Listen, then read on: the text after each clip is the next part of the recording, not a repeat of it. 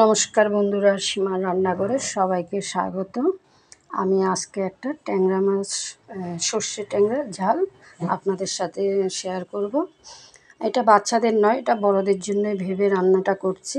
নুন হলুদ দিয়ে দিলাম, আর মাছটা কিন্তু ভালো করে আমি গরম জল দিয়ে ধুয়ে নিয়েছি। এদিকে কালো সর্ষে, সাদা সর্ষে, কালো জিরা ফোড়ন, টমেটো, কাঁচা লঙ্কা, এই হলো মশলা। আর ওদিকে নুন হলুদ। আচ্ছা, রান্নাটা কিন্তু সম্পূর্ণ সর্ষের তেলে হবে, যেহেতু সর্ষে দিয়ে রান্না জিনিস, সর্ষে পোস্তর সমস্ত রান্নাগুলো কিন্তু সর্ষের তেলেই রান্না করলে ভালো লাগে। তাও আপনাদের পছন্দ মতো আপনারা রান্না করবেন। আর এদিকে আমি সর্ষেটা শিলে বেটে নেব। আপনারা চাইলে মিক্সার জারও বেটে নিতে পারেন, অসুবিধা নেই। কিন্তু শিলের বাটা মশলা রান্না কিন্তু আলাদা টেস্ট। আর কেউ যদি এইভাবে বানিয়ে থাকেন আমাকে কমেন্ট করবেন। আর এদিকে তেলটা গরম হয়ে গেল, আমি একটু নুন দিয়ে দিলাম, কারণ খুব ছিটে এসে শিং, মাগুর, ট্যাংরা মাছ এগুলো কিন্তু বোয়াল মাছ খুব কিন্তু ফেটে আসে। যাই হোক, আমি এখন নুন হলুদ দিয়ে মাছটা মাখিয়ে নিলাম। ওদিকে কিন্তু আমার তেল গরম হয়ে যাচ্ছে।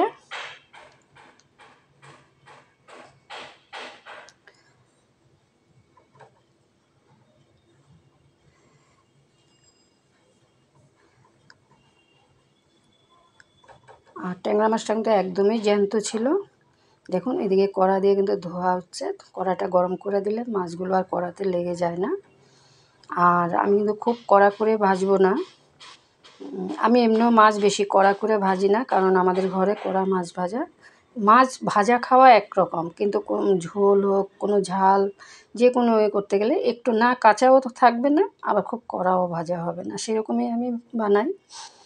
আর আমার যারা বন্ধু আছেন তাদের কাছে অসংখ্য ধন্যবাদ আমার পাশে থাকার জন্য।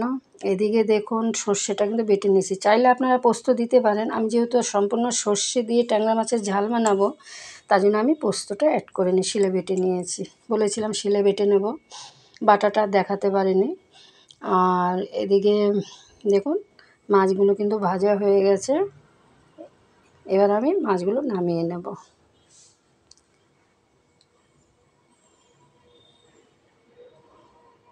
এক এক করে আমি সব মাছগুলোই ভেজে ফেললাম। এবার দেখুন একটু তেল আছে, আমি আরও 3-4 চামচ তেল দেব। তেলটা কিন্তু আপনাদের পছন্দ মতো দেবেন, মাছ বুঝে তেল মশলাটা অ্যাড করবেন। আমার মাছ অনেকটাই, তার জন্য আমি সর্ষেটা মেপে দিয়েছি। আপনারা আপনাদের আন্দাজ মতো সর্ষেটা দেবেন।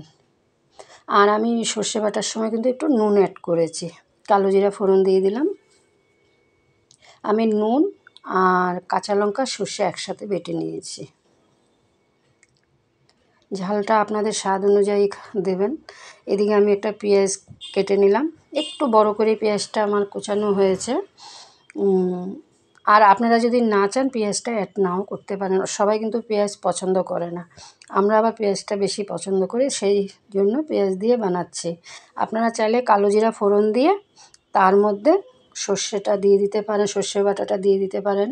নুন হলুদ টমেটো একই প্রসেসটা, একই, শুধু পেঁয়াজটা আপনারা অ্যাড করবেন না, না চাইলে।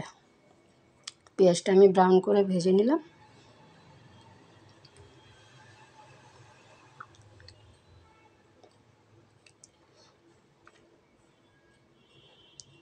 দেখুন আমার পেঁয়াজ কিন্তু ভাজা হয়ে গেছে। এবার আমি সর্ষে, কাঁচা লঙ্কা, সামান্য নুন দিয়ে যে মশলাটা করে রেখেছি বেটে, সেটা এখন আমি এই পেঁয়াজের সাথে অ্যাড করে দেব। আর খুব বেশি কিন্তু সর্ষে বাটা দিয়ে কষাবেন না। এবার আমি দিয়ে দিচ্ছি, বাটি ধোয়া জল দিয়ে দিলাম।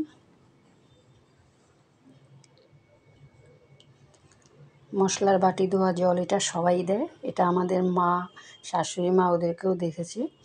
এবার আমি দিয়ে দেব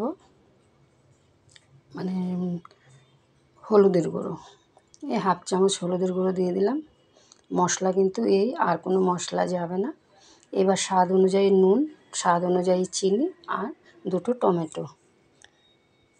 এবার টমেটোটা সেদ্ধ হওয়ার অপেক্ষা, আমি একটু নেড়ে একটু চাপা দিয়ে দেব।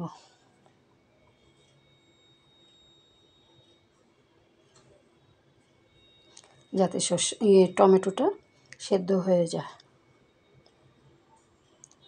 দেখুন চিনি দিয়ে দিচ্ছি সামান্য, আপনারা না চাইলে স্কিপ করতে পারেন চিনিটা। চিনি দিতে হবে তার কোনো কথা নেই, কিন্তু একটু সর্ষে পোস্ত দিয়ে কিছু বানাতে গেলে একটু চিনি দিলে ভালো লাগে। একটা নিরামিষ জিনিসে কিন্তু চিনি, আমি একটু চিনিটা দিই। মোটামুটি আপনারা আমার যে কোনো রান্না যদি দেখেন তা আমি একটু চিনি দিই। আশা করি আমার বন্ধুরা সবাই জানে। আর যারা ফেসবুকের বন্ধুদের কাছে একটাই বলবো, আমার রান্নাটা দেখে কমেন্ট করবেন, লাইক করবেন, শেয়ার করবেন।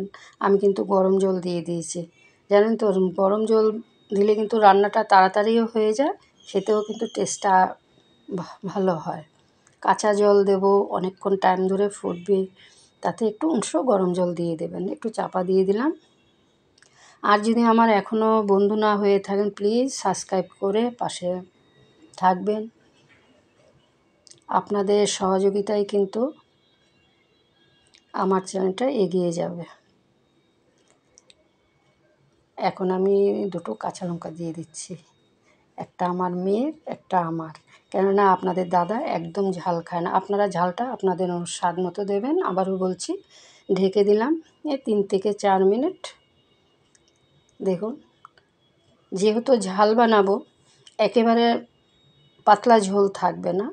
আর সর্ষে পোস্ত এগুলো তো জানেন ঠান্ডা হলে কিন্তু জমে যায় গ্রেভিটা। এখন আমি ধনেপাতা কুচি দেব, একটু কিমা করে রেখেছি, ধনেপাতা ছড়িয়ে দিলাম।